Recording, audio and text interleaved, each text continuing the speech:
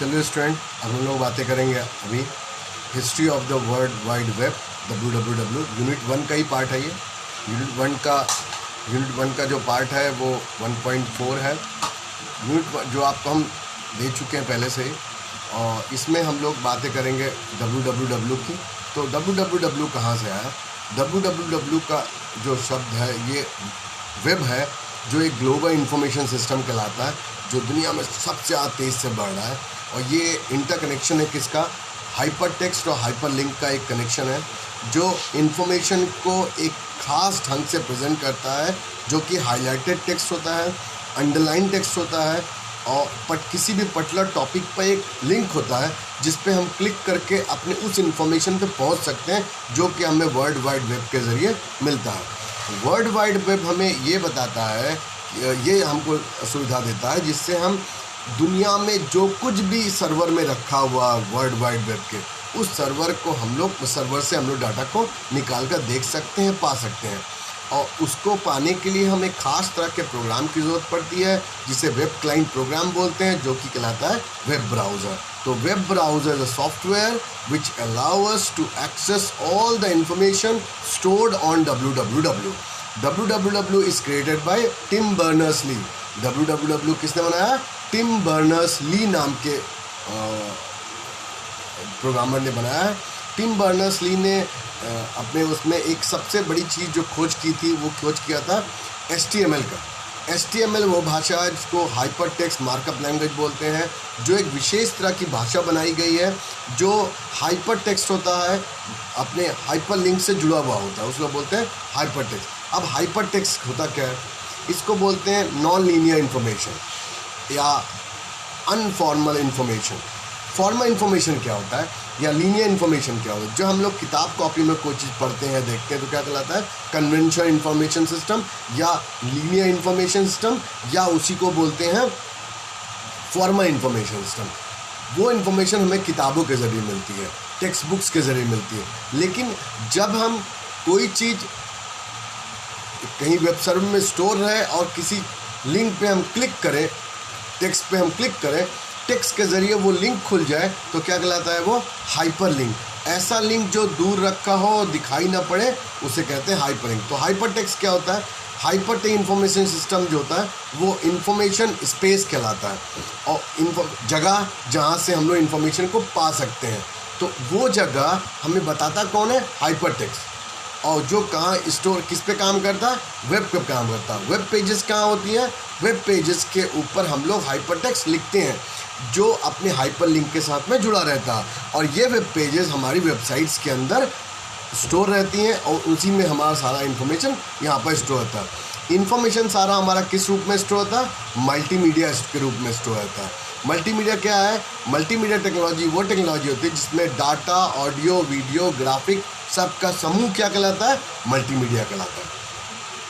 Hyperlink क्या होता है? हाइपरलिंक एक लिंक की तरह होता है, जो वेब नेविगेशन एलिमेंट कहलाता है, जो अलाउ करता है हमको कि एक जगह से दूसरी जगह पर मूव कर सकें, नेविगेट कर सकें between the pages and between the documents. Between the pages मतलब एक पेज पे आप हैं, वहाँ आपने क्लिक किया, आपके पास दूसरा पेज खुल जाएगा। तो क्या हुआ? You can navigate from one page to other, one page to and other through the hyperlinks. These hyperlinks are stored in the form of hypertext.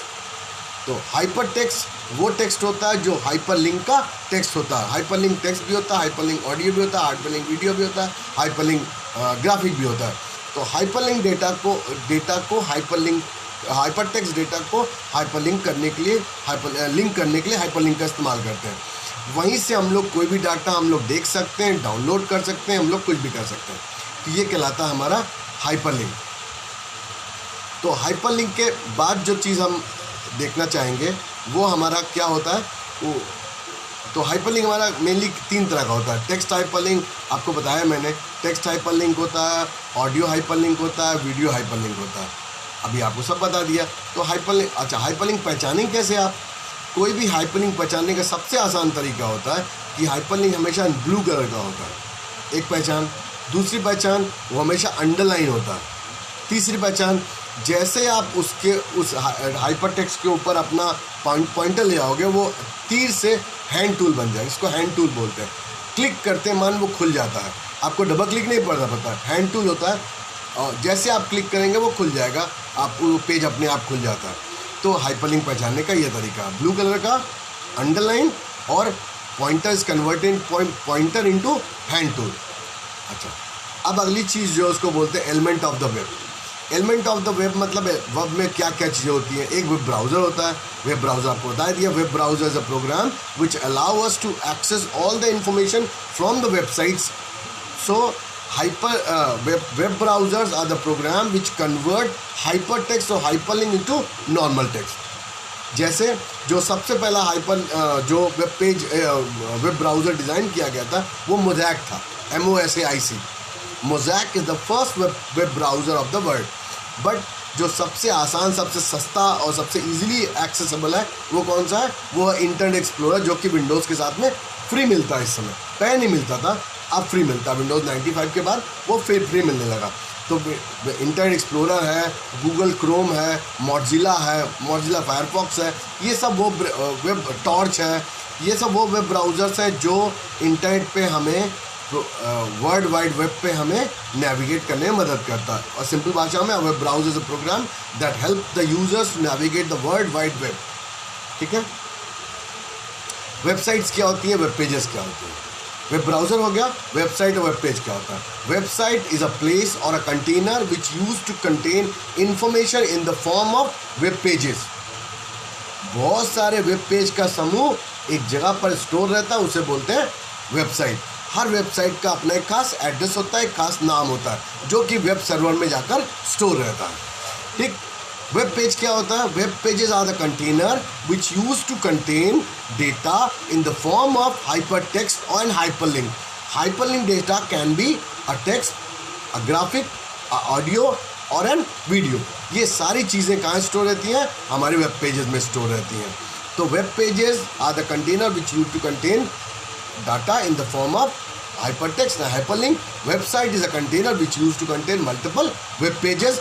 Websites have a specific name and a specific domain name. That name is called domain name, and is an extension which is called subdomain name, and a country from where it belongs is called country domain. And all these things are all the websites are stored in web servers. So web servers are the container which used to contain websites. Web server are the container which used to contain websites. Websites which are container which used to contain web pages. Web pages which are used to contain hypertext and hyperlink in the form of text, audio, video, graphics. ठीक है।